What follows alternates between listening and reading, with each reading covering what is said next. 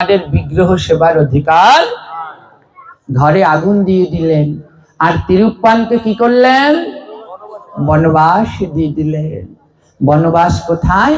ওই মন্দিরের পাশে, রঙ্গনাথ মন্দিরের পাশে কাবেরী নদী আছে, ওই নদীর ওপারে ওকে পাঠিয়ে দিলেন। যাও, ওই নদীর ওপারে বন, ওই বনের ভিতরে গিয়েই তুমি থাকবে।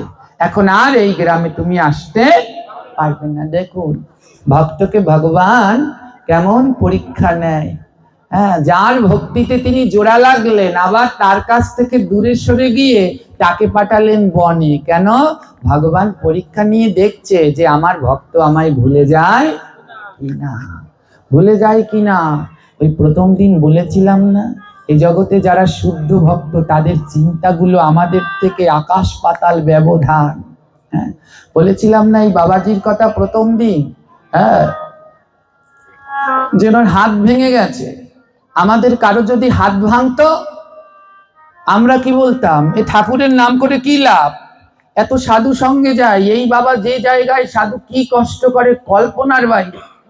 সারাদিন দোকানে কাজ করে সন্ধ্যার পরে ওই মোটর সাইকেল নিয়ে কি শীত আর কি বর্ষা কি গ্রীষ্ম হরিকথায় ছুটে যায়, ছুটে যায়। আর যদি আমাদের কেউ হাত ভাঙতো, আমরা বলতাম কি লাভ আছে?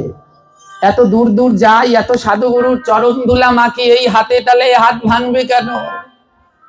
আমরা হলে হয়তো ভগবানের সেবা ছেড়েই দিতাম।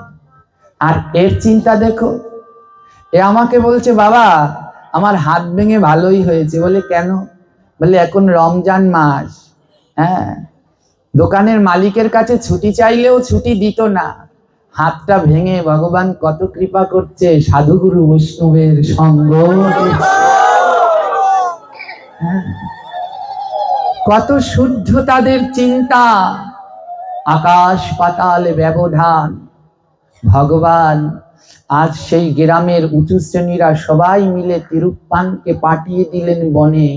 যা, আজ থেকে তুই এই বনে থাকবি, তুই আর এখানে থাকার তোর অধিকার নেই। তুই নিচু জাতি হয়ে ভগবানের বিগ্রহ সেবা করলি। পাঠিয়ে দিল বনের মধ্যে, কিন্তু তাতে তার একটু দুঃখ নেই। সে বনের মধ্যে বসে ভগবানকে ডাকছে, প্রভু ভালোই করেছো। ওই লোকালয়ে থাকলে কত মানুষ, কত কথা, কত কি শুনতে হতো। তার থেকে আমি এই বনের ভিতরে বসে তোমায় নিভৃতে ডাকবো। বনের ভিতরে বসে নিভৃতে ডাকে। পাশে বয়ে চলেছে কাবেরী নদী। কাবেরী নদীর তীরে এসে দাঁড়ালে রঙ্গনাথ মন্দিরের চূড়া দেখা যায়। যারা গিয়েছেন, ওই মন্দিরের প্রবেশদ্বার বিশাল বড়। শ্রীরঙ্গম মন্দিরের প্রবেশদ্বার বিশাল বড়, অনেক দূর থেকে দেখা যায়। নদীর তীরে বসে বসে ভগবানকে ডাকে আর ঠাকুরকে ডেকে বলে, ও প্রভু আমার বাবা মার থেকে আমায় আলাদা করে দিয়েছ, কিন্তু তাতে আমার কোনো দুঃখ নেই। তোমার শ্রীবিগ্রহ আলাদা করে দিয়েছে, তাতেও আমার কোনো দুঃখ নেই। কিন্তু দিনন্তে একবার এসে যেন আমায় দেখা দিতে ভুলো না। তুমি দিনন্তে একবার এসো, এসে আমায় দেখা দিয়ে যেও। ওই কাবেরী নদীর তীরে বসে বসে ভগবানকে ডাকে। ভগবানকে বসে বসে ডাকে আর কাঁদে, নয়নের জলে ভেসে যায়। কালকে বলেছিলাম না ভগবান কেন কাঁদায়? বলে যার নয়নে কৃষ্ণ নামের ধারা, তার কাছেই দেই গো ধারা। যে কৃষ্ণ নামের ধারায়, নয়ন ধারায় ভেসে যায়, ভগবান তার কাছে ধরা দেয়।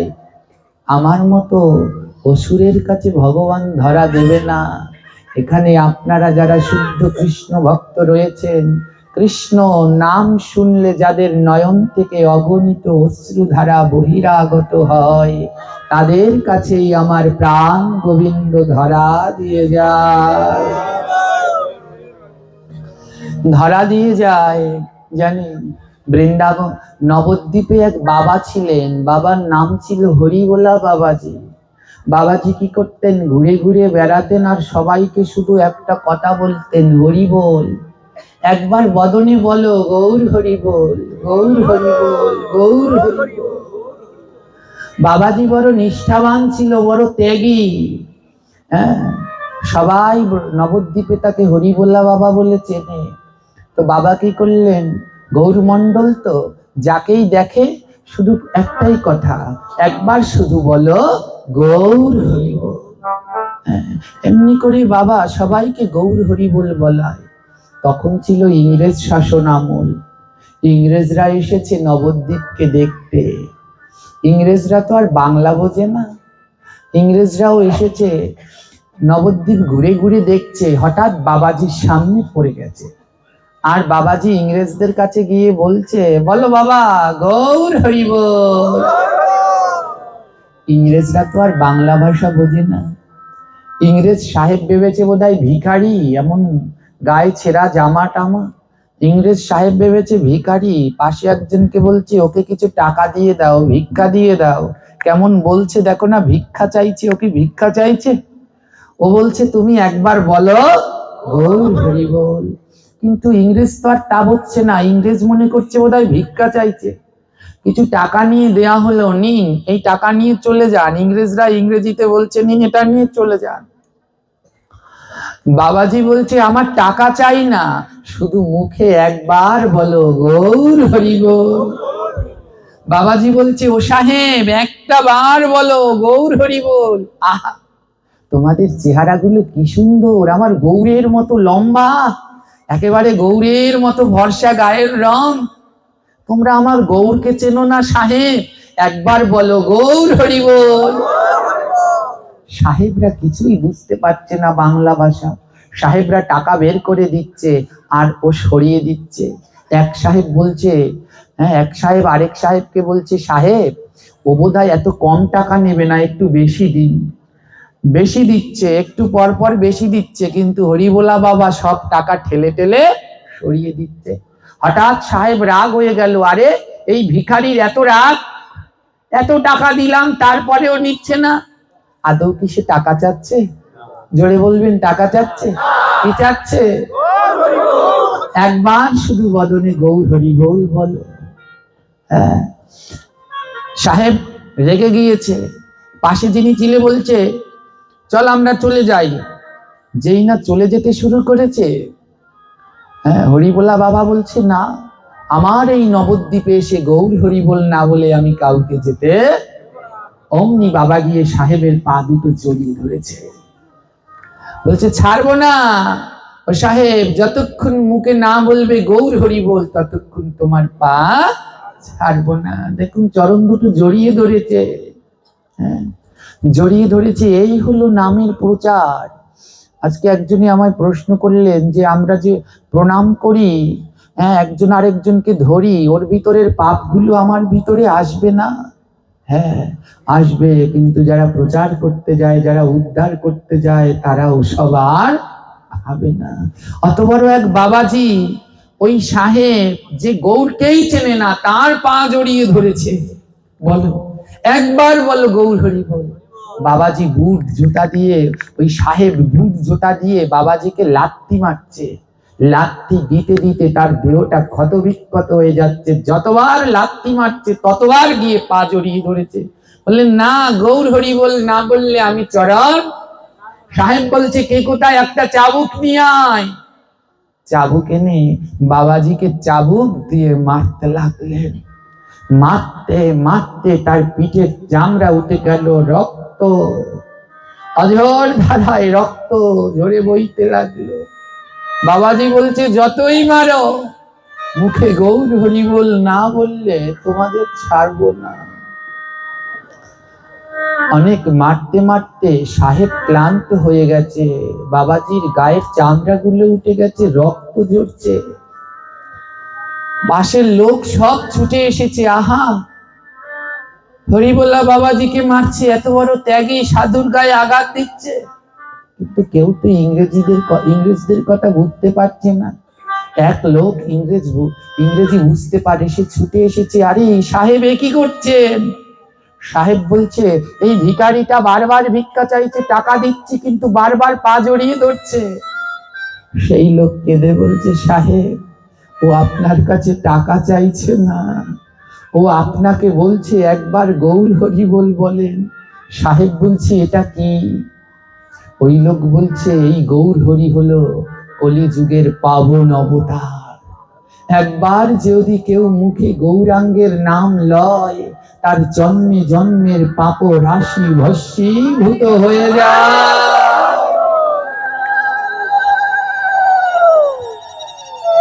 বাবাজি শুধু আপনাকে বলছে এমন দুর্লভ জন্ম পেয়ে একটি বার মুখে বলুন গৌর হরি বল। সাহেবের দুটি নয়নে জল। কি বলছো? শুধু গৌর হরি বলার জন্য ও এমন করে আমার পা দুটো জড়িয়ে ধরেছে যেন আমি গৌরের নাম বলে উদ্ধার হই। আমাকে উদ্ধার করবার জন্য এই বাবাজির এত দয়া। এই বাবাজি কে? নবদ্বীপের লোক একজন বলছে এ হলো সেই গৌরের ভক্ত। সাহেব বলে আহা, যে গৌরের ভক্তের এত দয়া, তাহলে সেই গৌরাঙ্গের না জানি কত দয়া। তার ভক্তের হৃদয়ে এত দয়া, তাহলে তার হৃদয়ে না জানি কত দয়া। সাহেবের সাথে যারা পার্শ্ব দিলেন, সাহেবের সাথে অন্য যারা সাহেব এলো, সাহেব তাদেরকে বলছে যাও।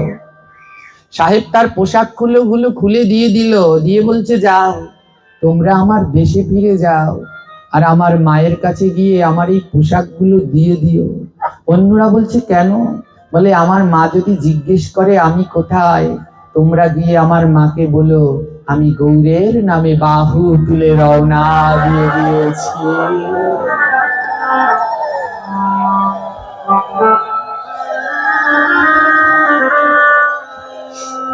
আমার ভগবানের নাম এমন পরম পবিত্র, আর তার থেকেও পরম পবিত্র হলো আমার ভক্ত। তাই আমার গোবিন্দ বলছেন আমার থেকে আমার নাম বড়, নামের থেকে আমার ভক্ত বড়। আরে ভক্তের থেকে ভক্তের নাম আরে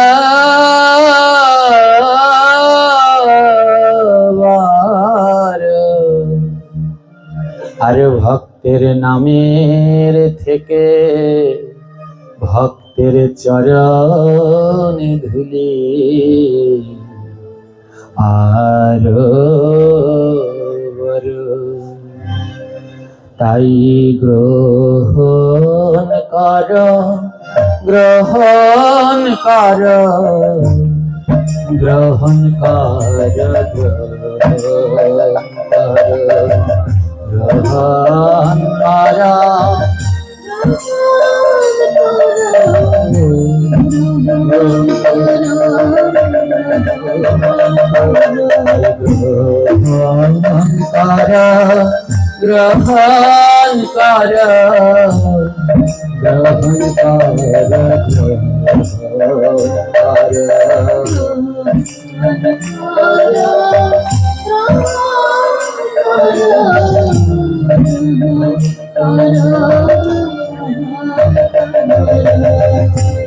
ভক্তের চরণ ধুলি গ্রহণ কর, গ্রহণ কর,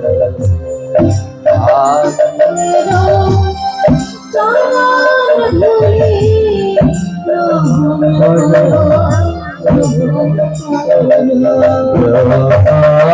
কর, গ্রহণ কর, গ্রহণ কর,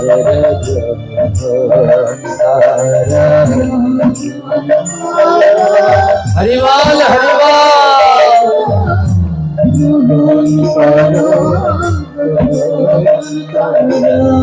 যত পারো তত করো, যত যত পারো তত কর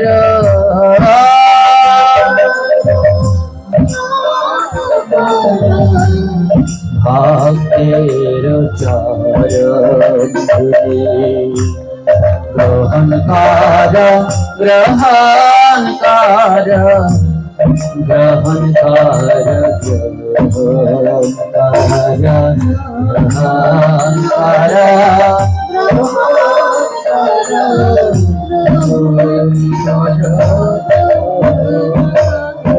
আর এইদিকে তিরুপ্পান আমার কাবেরী নদীর তীরে ওই মন্দিরের চূড়া দর্শন করছে আর ভগবানকে ডাকছে, বলে দেখা দাও দেখা দাও দেখা দাও দেখা দাও।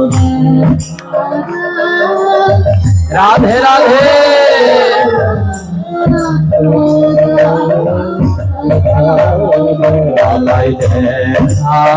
দাও দেখা দাও দেখা দাও দেখা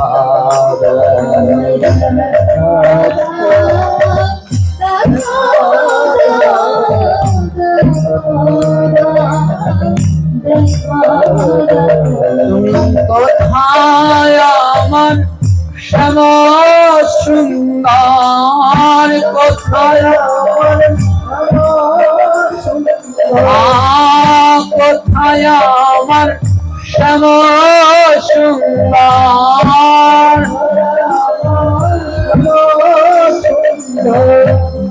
দেখা দাও দেখা দাও দেখা দাও দেখা দাও।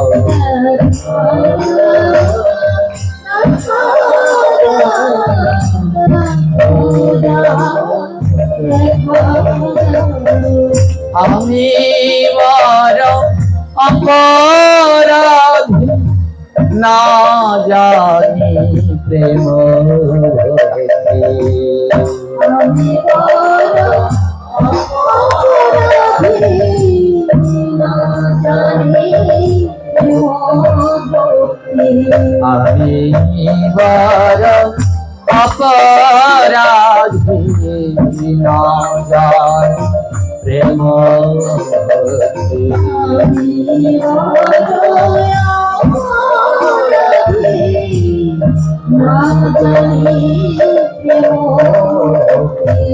দেখা দাও দেখা দাও দেখা দাও দেখা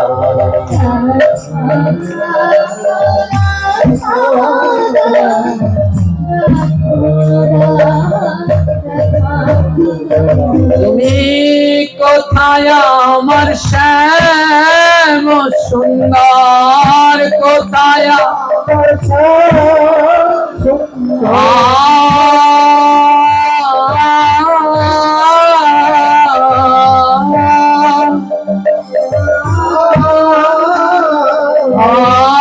কোথায় আমার শ্যাম সুন্দর,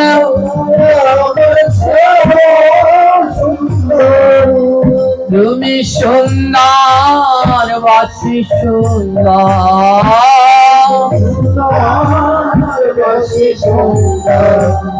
কোথায় আমার শ্যাম সুন্দর, কোথায়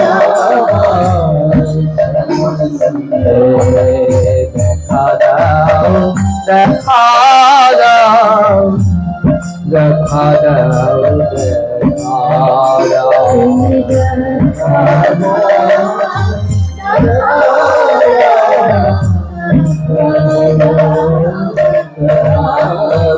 আমি আদর্শনে প্রাণে মরে, আমি আদর্শনে প্রাণে মরে,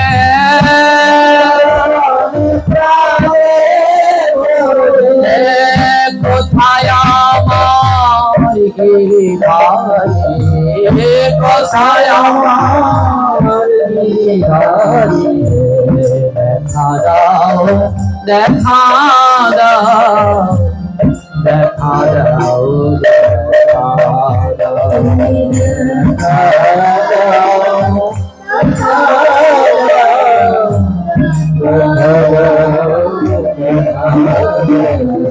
আজ ভক্ত সেই কাবেরী নদীর তীরে বসে ভগবানকে ডাকছে, কোথায় কোথায় আমার শ্যাম সুন্দর, আমার কিচ্ছু চাই না, শুধু একটা বার এসে আমায় দেখা দিয়ে যাও। মা, ভক্ত যদি ডাকে ভগবান থাকতে পারে? ভগবান আর থাকতে পারলেন না। ভগবান কোন সময় ডাকলেন? সেই সকাল বেলায়। ভগবান এখনো মন্দিরে, ভগবানকে এখনো জাগানো হয়নি। ভগবানকে শয়ন দেওয়ার সময় কি করতে হয়? মাথার চূড়া, বাঁশি, পায়ের নুপুর সব খুলে দিতে হয়, তো গায়ের গয়না সবকিছু খুলে ভগবানকে শয়ন দিতে হয়। নরম পোশাক, শক্ত পোশাক পরিয়ে নয়। ভগবানকে তো পূজারীগণ নরম পোশাক পরিয়ে শয়ন দিয়েছেন, এখনো সকাল হয়নি, এখনো ভগবানকে জাগানো হয়নি।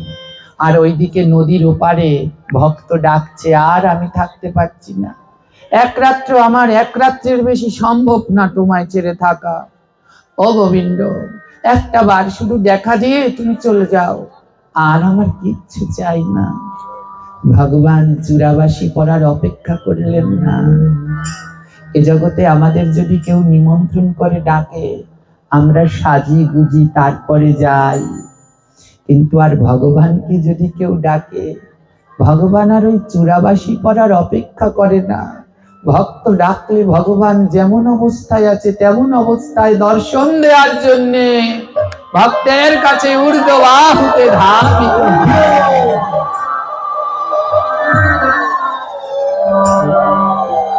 ভগবানের মাথায় চূড়া নেই, হাতে বাঁশি নেই, মাথায় চূড়া নেই, হাতে বাঁশি নেই, কোমরে বিছা নেই, সেই গায়ে সেই সামান্য পোশাক পরানো, সূক্ষ্ম পোশাক, সেই পোশাকেই ভগবান ছুটে গেলেন না।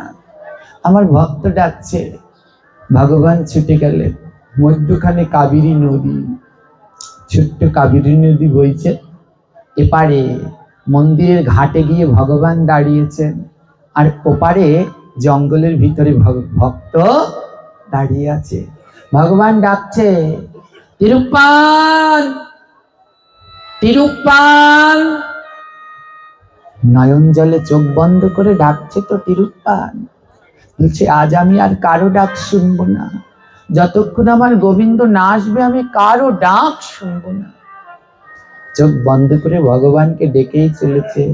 ভগবান বলছে, তিরুপ্পান, চোখ খোলো ভক্ত, দেখো তোমাকে দর্শন দেওয়ার জন্য আমি সাক্ষাৎ চলে এসেছি। আমি ওই মন্দিরে থাকি না। নাহাম বসামি বৈকুণ্ঠে জগিনা হৃদয় নচ মাদ ভক্ত যত্র গায়ন্তি তত্র তিষ্ঠতি নারদা। আমি ওই মন্দির, ওই গোলক বৃন্দাবনে যোগীর কাছে থাকি না। যেখানে আমার ভক্ত ডাকে আমি সেখানে চলে যাই। চোখ খোলো তিরুপ্পান, খুলে দেখো আমি এসেছি। ভগবান যখন নদী মধ্যখানে কিন্তু নদী, ভগবান ওপার, ভক্ত এপার। ভগবান যখন এসে দাঁড়িয়েছে, চারিদিকে ভগবানের গায়ের সুঘ্রাণ ছড়িয়ে পড়েছে। দেখবেন যেখানে শুদ্ধ ভক্তরা বিরাজ করে, ওই রুমের ভিতরে, ওই ঘরের ভিতরে গেলে মাঝে মাঝে দেখবেন একটা সুন্দর ঘ্রাণ পাওয়া যায়। যখনই দেখবেন ওই সুঘ্রাণ পাওয়া যাচ্ছে, তখনই মনে করবেন ওখানে সাক্ষাৎ ভগবানও আছেন। কারণ ওই ঘ্রাণটা সাক্ষাৎ গোবিন্দে বাতাসে ঘুরে বেড়াচ্ছে। জানেন, বাতাসে যেই গোবিন্দের গন্ধ পেলেন, তিরুপ্পান বললেন, এই ঘ্রাণ তো আমার মাধবের গায়ে। নয়ন দুটি খুলেছে, আর তাকিয়ে দেখে নদীর ওপার, এপার আসেনি ভগবান। কোথায়? ওপারে ঘাটে, যেই ঘাট, ওটা হলো রঙ্গনাথ মন্দিরের ঘাট। ওই ঘাটে প্রতিদিন জল নিতে আসে মন্দিরের পূজারীরা। ওই ঘাটে ভগবান শ্যামসুন্দর দাঁড়িয়ে আছে, আর ভক্ত নয়ন ভরে ভগবানের স্বরূপ দর্শন করছে। আহা, ও প্রভু, তুমি এই কাঙালের ডাকে এসেছ, আমার জীবন ধন্য।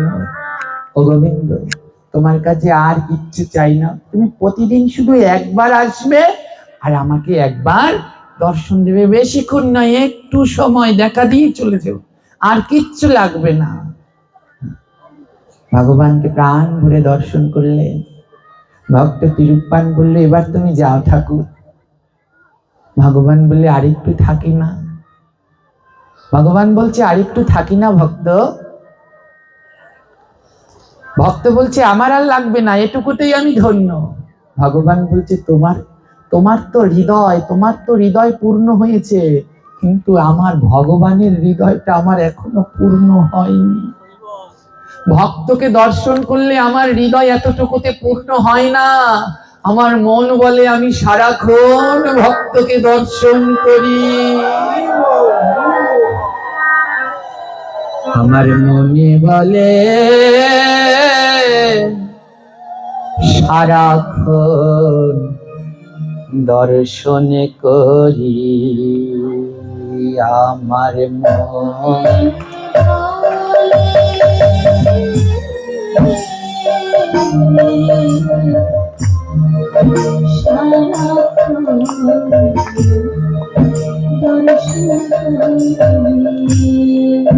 ভক্তের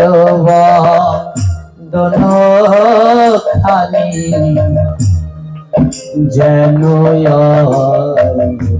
অমৃতের খনি।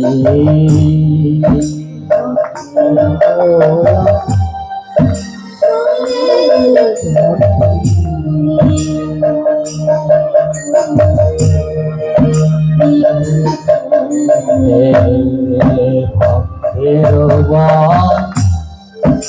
বদনখানি যেন অমৃতের খনি।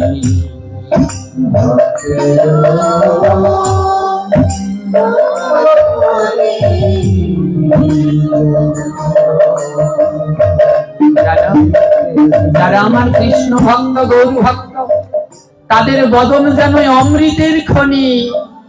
কাউকে যদি অমৃত দেয়, সে যতই পাবে অমৃত খেতে চাইবে। বলে ভক্তের বদন অমৃতের মতো, যত দর্শন করি মনে চাই ততই দেখি, সারা দিন দেখি, সারা রাত দেখি, সারা মাস দেখি, সারা বছর দেখি, জন্মে জন্মে শুধু ভক্তের বদন দর্শন করি। ভক্তের অঙ্গ খানি যেন অমৃতের খনি।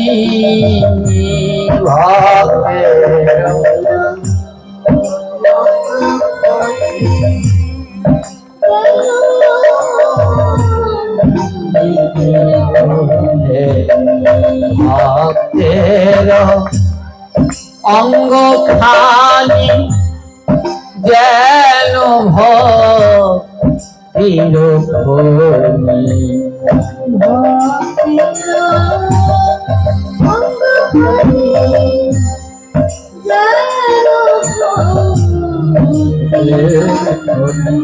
বদনটা তো অমৃতের, ভক্তের বদন অমৃতের খনি, আর অঙ্গ হলো ভক্তির খনি। তাই আমার মনে চাই কি জানো, আমি ভক্তের অঙ্গ পরশ করি। ভক্তের অঙ্গ পরশ করি। ভক্তের অঙ্গ পরশ করি। ভক্তের অঙ্গ পরশ করি। ওই অঙ্গ যেন ভক্তির খনি।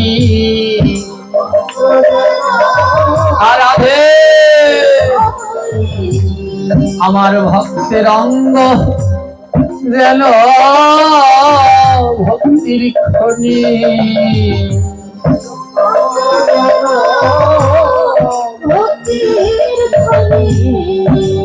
পরশ করি পরশ করি পরশ করি পরশ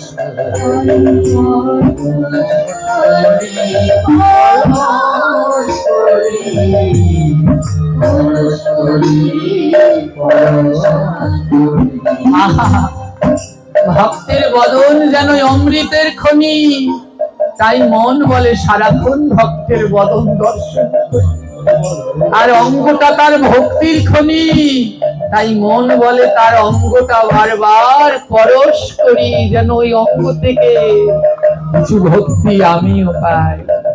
আর কি জানো, ভক্তের চরণ খানি যেন বৈতরণী।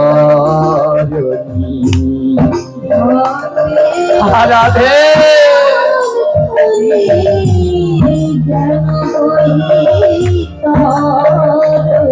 আমার কৃষ্ণ ভক্তের চরণ খানি যেন বৈতরণী।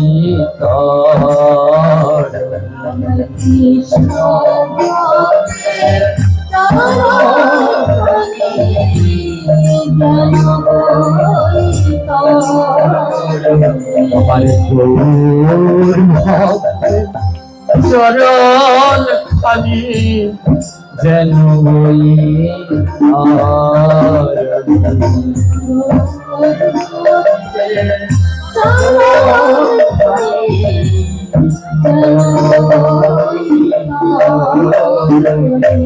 আমার গৌর ভক্ত কৃষ্ণ ভক্তের চরণ দুটো দেখলে মনে হয় যেন বৈতরণী।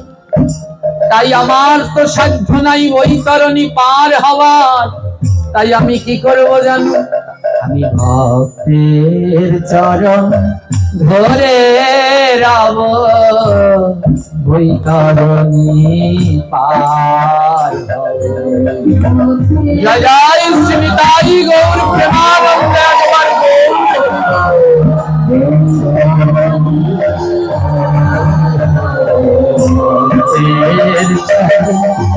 ধরে রব বৈতরণী পার হব।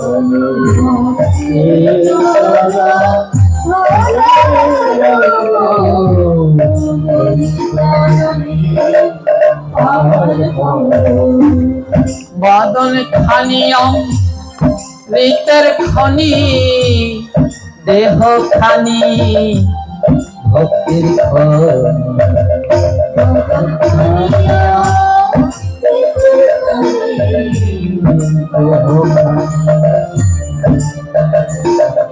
আহা, ভক্তের বদন অমৃতের খনি, দেহটা ভক্তির খনি, আর ভক্তের চরণ দুটো মনে হয় বৈতরণী। তাই যদি চরণ ধরে থাকতে পারি তাহলে আমি অনায়াসে বৈতরণী পার হয়ে যাব। তাই গোবিন্দ বলছে, ও ভক্ত আমায় যেতে বললো না, আমিও একটু তোমাকে দর্শন করি। ভক্ত যেমন ভগবানকে দর্শন করতে চায়, ভগবানও ভক্তকে দর্শন করতে চায়। এবার ভগবান প্রাণ ভরে ভক্তকে দর্শন করছে, আর এইদিকে তিরুপ্পান ভগবানকে দেখে হাসছে, খিলখিল করে হাসছে। হ্যাঁ, ভগবান বলছে, ও তিরুপ্পান আমাকে দেখে হাসছো কেন? বলে, হাসবো না তো কি করব, তোমার মাথায় চূড়াও নেই, হ্যাঁ, গলায় হারও নেই, হাতে বাঁশিও নেই, কোমরে নুপুরও নেই, পায়ে নুপুরও নেই, কোমরে বিছাও নেই, তোমাকে দেখে হাসবো না তো করবো কি? তিরুপ্পান ভগবানকে বলছে, হে কৃষ্ণ, কৃষ্ণ তোমার চূড়া কোথায়, কৃষ্ণ তোমার বাঁশি কোথায়, চূড়া বাঁশি কোথায় রাইখাছ? হরে কৃষ্ণ সবাই সবাই প্রেমানন্দে সবাই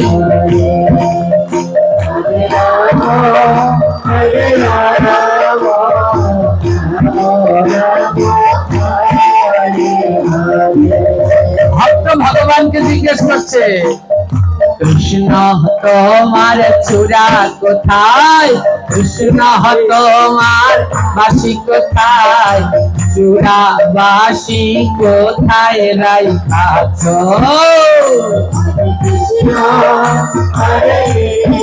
রাধে রাধে বলো, আরো জোরে মায়েরা।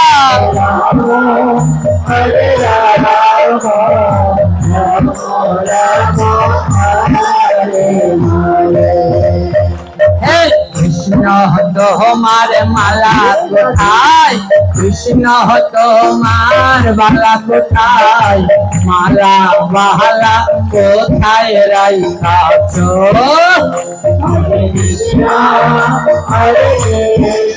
হরি বল। ওইদিকে সাউন্ডটা একটু কম হয়, আপনাদের সাউন্ডটার বাড়ান।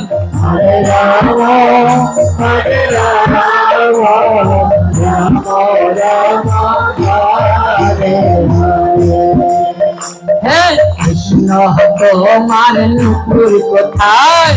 কৃষ্ণ তোমার বিছা কোথায়? নুপুর বিছা কোথায় রাইখাছ? হরি হরি বল।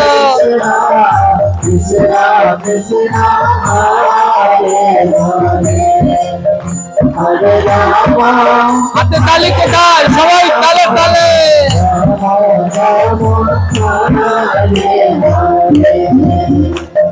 কৃষ্ণ তোমার কাজল কোথায়? কৃষ্ণ তোমার আলতা কোথায়? আলতা কাজল কোথায় রাইখাছ?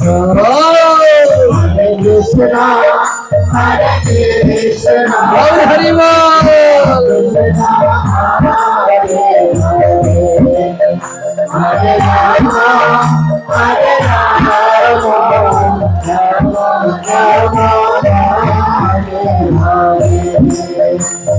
কৃষ্ণ তোমার হাসি কোথায়?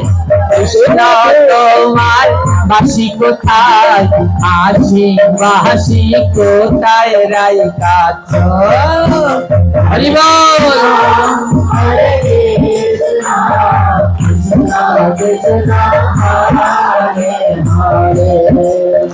হরে রাম হরে রাম রাম রাম হরে হরে। আবার সবাই বলে কালো কালো, আমার চোখে লাগে ভালো, লাগে না ভালো। হরে কৃষ্ণ হরে কৃষ্ণ কৃষ্ণ কৃষ্ণ হরে হরে। সবাই হরে রাম রাম রাম হরে হরে। সবাই বলে কালো কালো, আমার চোখে লাগে ভালো, কালো ছাড়া লাগে না ভালো। হরে কৃষ্ণ কৃষ্ণ কৃষ্ণ হরে হরে। হরে রাম হরে রাম রাম রাম হরে হরে। আবার সবাই বলে পাবো পাবো, কোথায় গেলে তোমায় পাবো, তোমায় ছাড়া লাগে না ভালো। হরে কৃষ্ণ হরে কৃষ্ণ কৃষ্ণ কৃষ্ণ হরে হরে।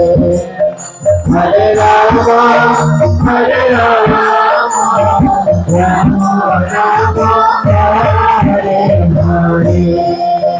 ভক্ত জিজ্ঞেস করছে, ও কৃষ্ণ তোমার চূড়া কোথায়? বাসি কোথায়? চোখের কাজল কই? পায়ের আলতা কই? ভগবান বলছে, ভক্ত তুমি সকালে ডাক দিয়েছো তো, তাই আমি চলে এসেছি ঘুম থেকে উঠে, একটাও করিনি। হ্যাঁ, আমার কৃষ্ণের গায়ের রং কেমন? তাই বলছে সবাই বলে কালো কালো, আমার কাছে কালো ছাড়া লাগে না। সবাই বলে পাবো পাবো, কোথায় গেলে তোমায় পাবো, তোমায় ছাড়া লাগে না। কোথায় গেলে কৃষ্ণকে পাবেন বলুন তো? বলে কৃষ্ণ কোথায়? হ্যাঁ, কৃষ্ণ কোথায়? কৃষ্ণ কোথায়? বলে একবার কৃষ্ণ বলে দেখো, কৃষ্ণের মধ্যেই কৃষ্ণ বিরাজ করে। তাই সবাই বলো হরে কৃষ্ণ হরে কৃষ্ণ হরে হরে হরে রাম হরে রাম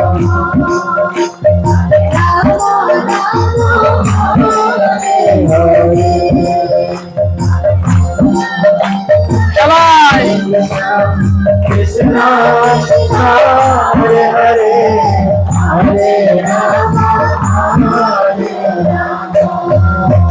হরে কৃষ্ণ হরে কৃষ্ণ কৃষ্ণ কৃষ্ণ হরে হরে হরে রাম হরে রাম রাম রাম হরে হরে।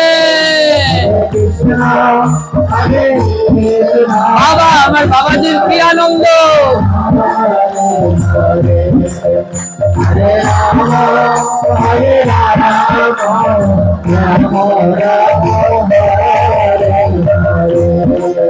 বলি আনন্দ আর ধরে না, না না আনন্দ আর ধরে না। কৃষ্ণ নামে কি আনন্দ, আনন্দ আর ধরে না। তাই দেখুন, এক আমার মা আর এক আমার বাবা। বাবা দাঁড়ান দাঁড়ান দাঁড়ান, আপনি দাঁড়ানোই ভালো ছিলেন। এদের বয়স কত বলুন? 80-70-এর কাছা।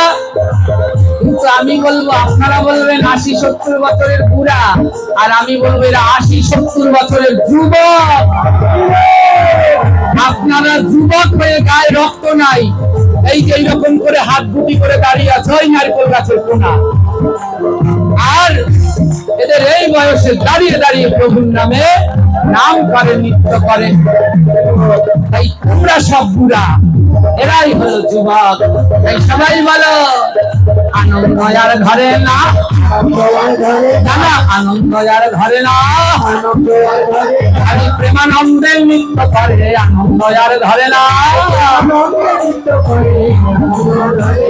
জয় দে জয় দে জয় দে জয় দে, প্রেমানন্দে নৃত্য করে, জয় দে জয় দে। এই আনন্দ আর ধরে না।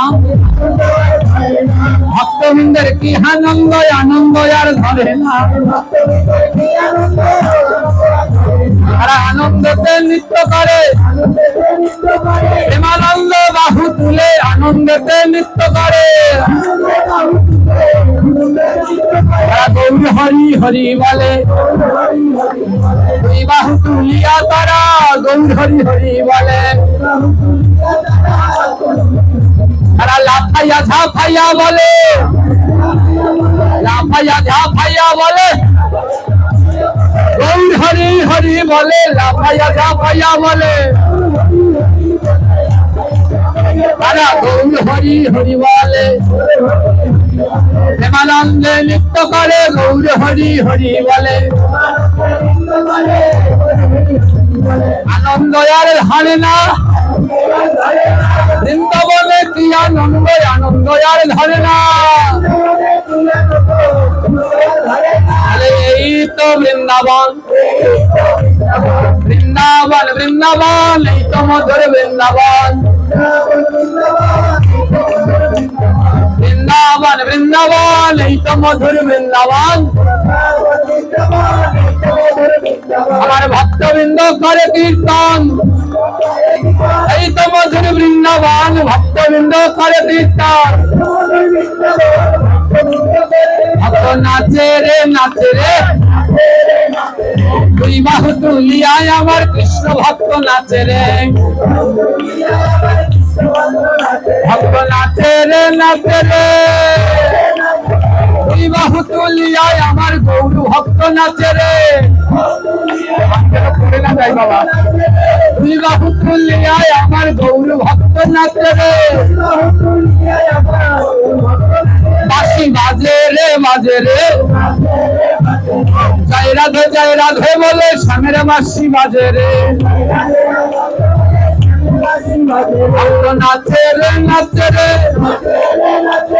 গৌর হরি বলে ভক্ত নাচে রে নাচে রে, জয় দাও জয় দাও,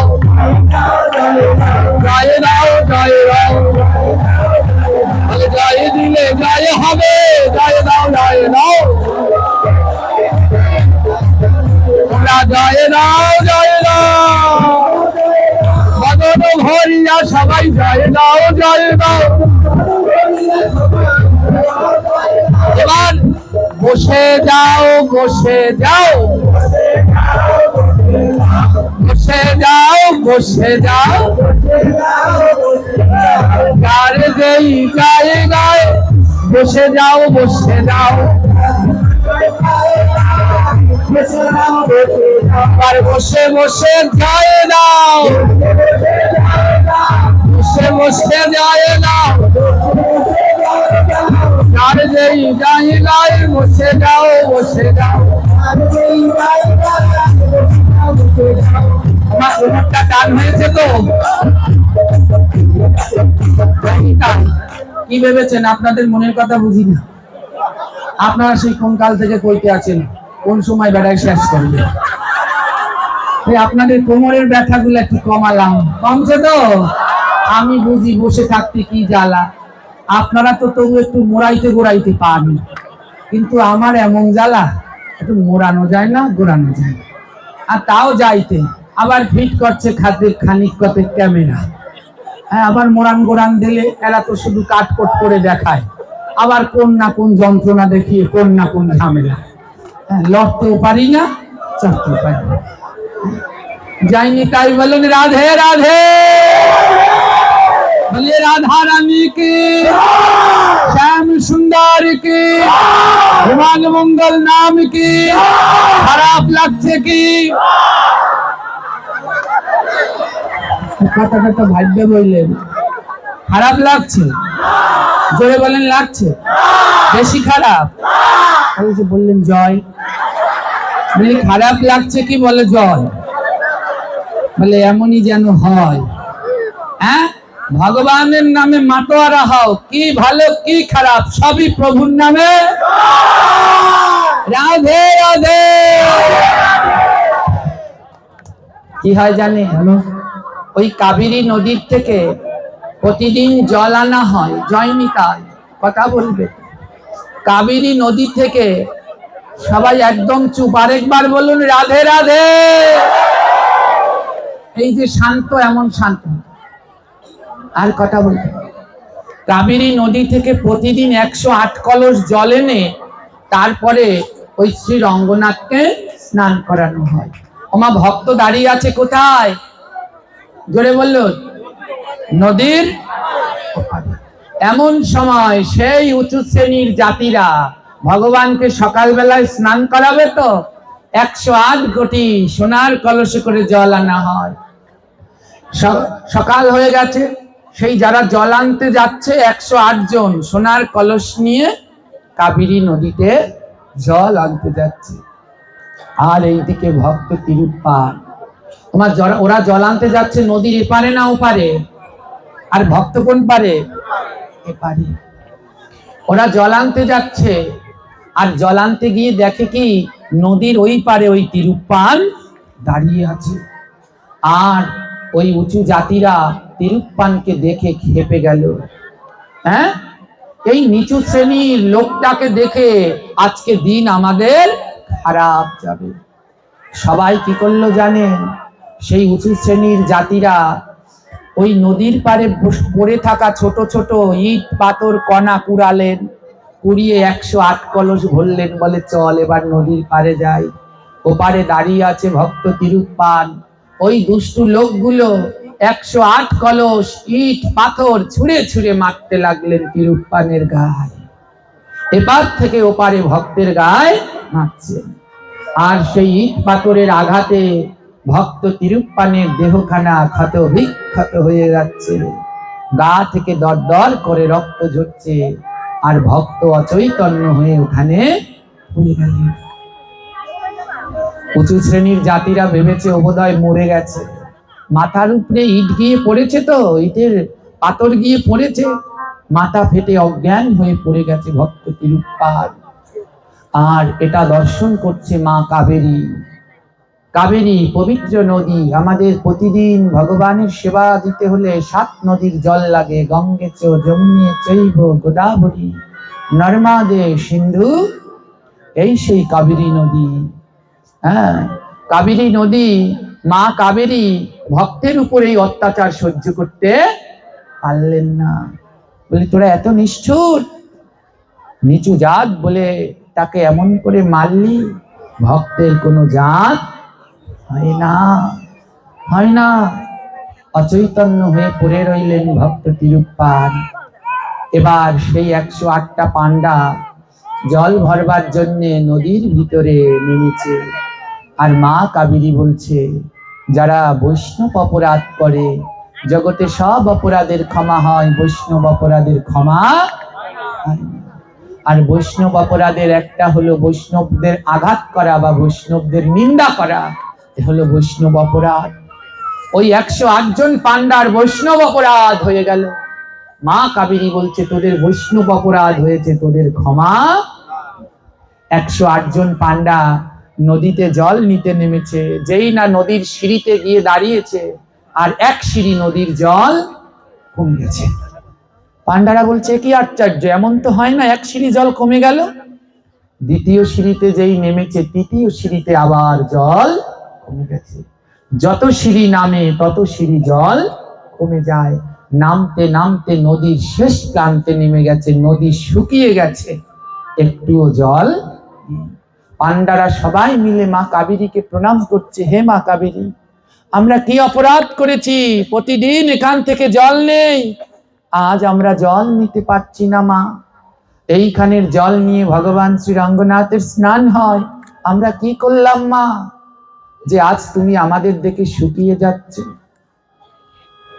হ্যাঁ, মা কাবেরী ওই সেই নদীর ভিতর থেকে বলে উঠলেন, বৈষ্ণব অপরাধ যার একবার হয়, গঙ্গা যমুনা আদি কাবেরীতে গেলেও নদী শুকাইয়া যায়। বলে সবার শেষ জায়গা তো গঙ্গা যমুনা, ওখানে গিয়ে স্নান করে, বলে বৈষ্ণব অপরাধ হলে ওই গঙ্গায় গেলে মা গঙ্গা শুকিয়ে যায়। মা কাবেরী বলছে শোন পান্ডারা, ক্ষমা নাই, ক্ষমা নাই, ক্ষমা নাই, ক্ষমা নাই, বৈষ্ণব অপরাধে ক্ষমা নাই, ক্ষমা নাই,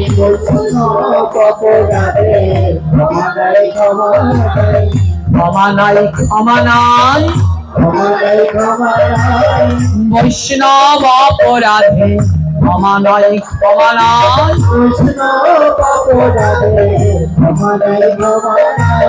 মা কাবেরী বলছে ওরে পান্ডা, সব অপরাধের ক্ষমা হবে, বৈষ্ণব অপরাধের কোনো ক্ষমা। 108 জন পান্ডা বুঝতে পারলেন তারা বৈষ্ণব অপরাধ করেছে। 108টা পান্ডা ধুলায় পড়ে কেঁদে কেঁদে বলছে মাগো, কোনো কি উপায় নেই, বৈষ্ণব অপরাধের ক্ষমার কোনো কি উপায় নেই? মা কাবেরী বলছে একটাই উপায় আছে। বলে কি উপায়? বলে যার চরণে অপরাধ তার চরণে ক্ষমা চাস, চরণে অপরাধ তার চরণে ক্ষমা চাস, যার চরণে অপরাধ তার চরণে ক্ষমা চাস। চরণে অপরাধ তার চরণে ক্ষমা চাস।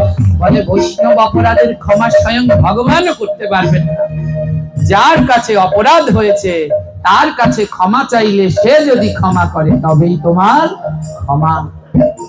এই লীলা দেখিবারে আমরা সবাই পাই, লীলা দেখিবারে আমরা সবাই পাই। নবদ্বীপে চাপাল গোপাল মনে আছে ভাই, নবদ্বীপে চাপাল গোপাল মনে আছে ভাই। মনে আছে চাপাল গোপালের লীলা করেছিল বৈষ্ণব অপরাধ, গিয়েছিল কাশী, মা গঙ্গা তাড়িয়ে দিয়েছে। যা তুই শ্রীবাস আচার্যের কাছে, শ্রীবাস পণ্ডিতের কাছে অপরাধ করেছিস, তার কাছে গিয়ে ক্ষমা চা।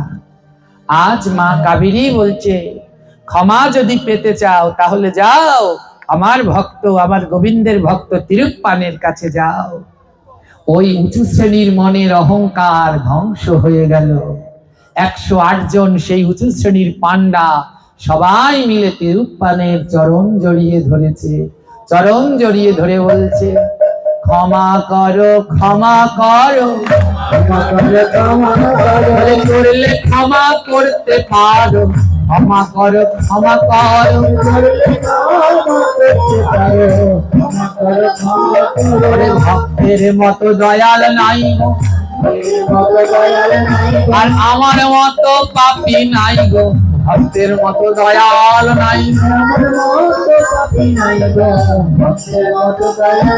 তোমরা ক্ষমা করো ক্ষমা করো ক্ষমা। এ জগতে ভক্তের মতো দয়াল নাই, আপনাদের মতো দয়াল এ জগতে নাই। আর আমি মহাপাপী। এই 3 দিন ধরে আপনাদের এখানে ছিলাম, জেনে না জেনে কত কথায় আপনাদের অন্তরে আমি কষ্ট দিয়েছি। তাই নিজ গুণে সন্তান জ্ঞানে এই অধম সন্তানটাকে সবাই মিলে ক্ষমা করে দিন। আর আমার জন্য একটু গোবিন্দের কাছে প্রার্থনা করবেন, জন্মে জন্মে যেন আপনাদের মতো ভক্তের চরণের দাস হয়ে জন্মগ্রহণ করতে পারি।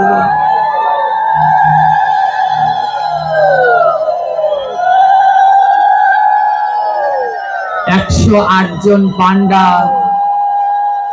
বুঝতে পারলেন তিরুপ্পান পরম ভক্ত। 108 জন পান্ডা তিরুপ্পানের চরণে ক্ষমা চাইলেন। যেই না তিরুপ্পানের চরণে ক্ষমা চাইলেন, তিরুপ্পানের চরণ জড়িয়ে ধরলেন, তিরুপ্পানকে বুকের মাঝে জড়িয়ে ধরলেন, তিরুপ্পান বড় সন্তুষ্ট হলো।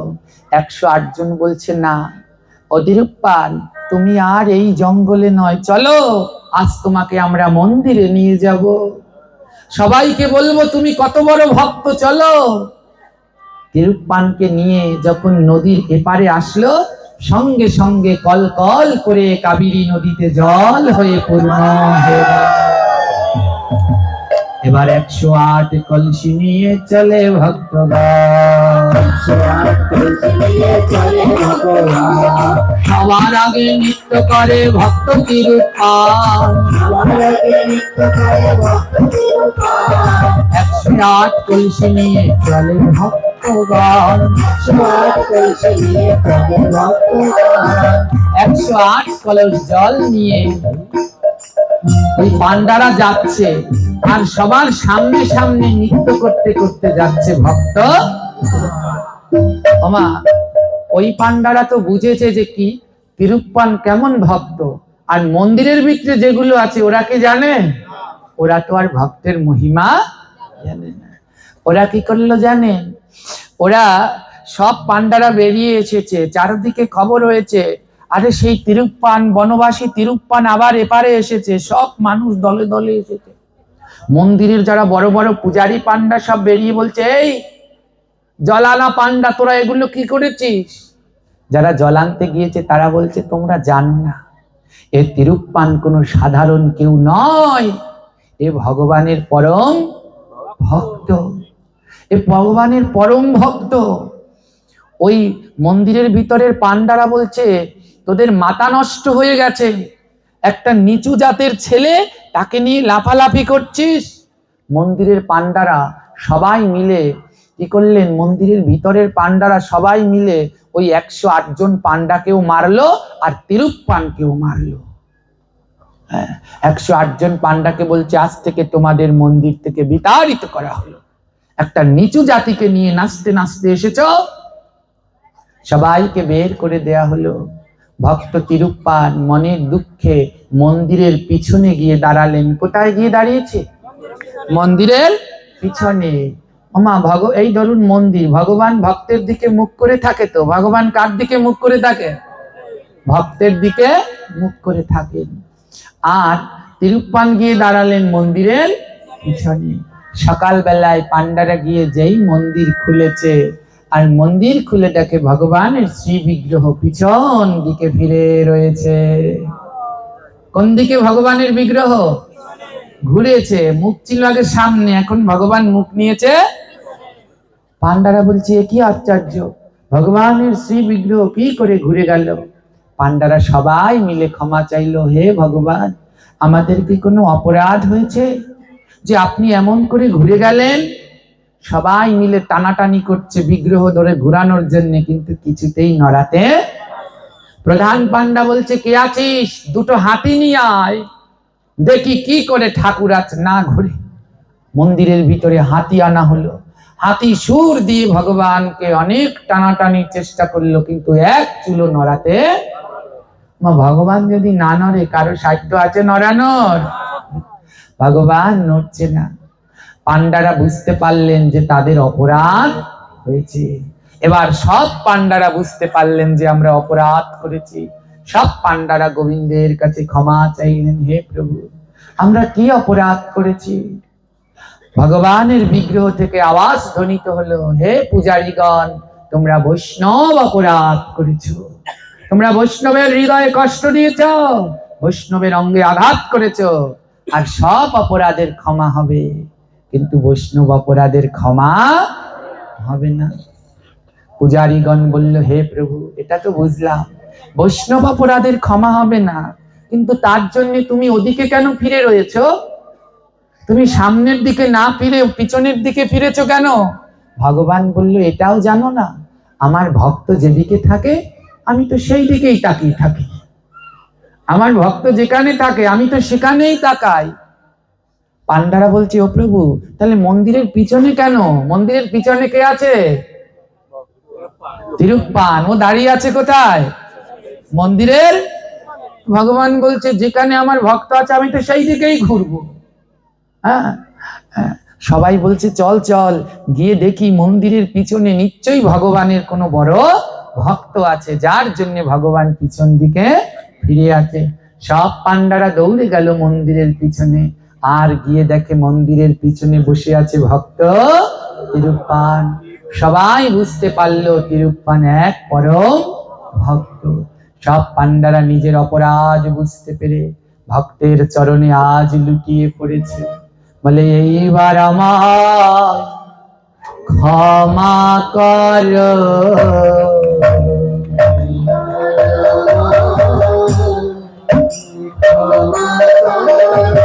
বলে করলে ক্ষমা করতে পারো, এইবার আমার ক্ষমা করো।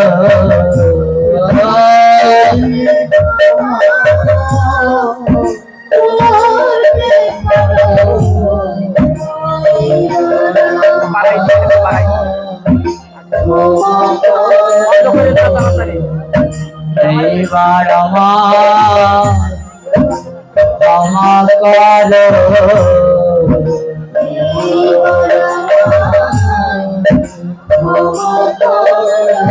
করলে ক্ষমা করতে পারো, এইবার আবার ক্ষমা করো।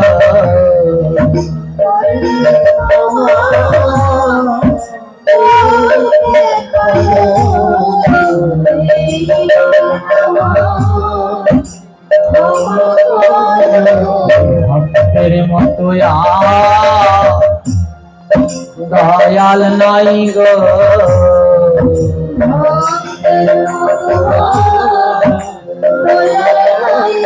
আমি এমন দয়াল কোথায় পাবো আমার ভক্তের মতো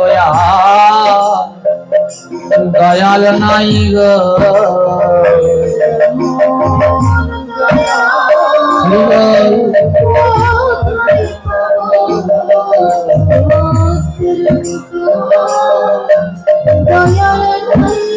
আমি এমন দয়াল কোথায় পাবো ভক্তের মতো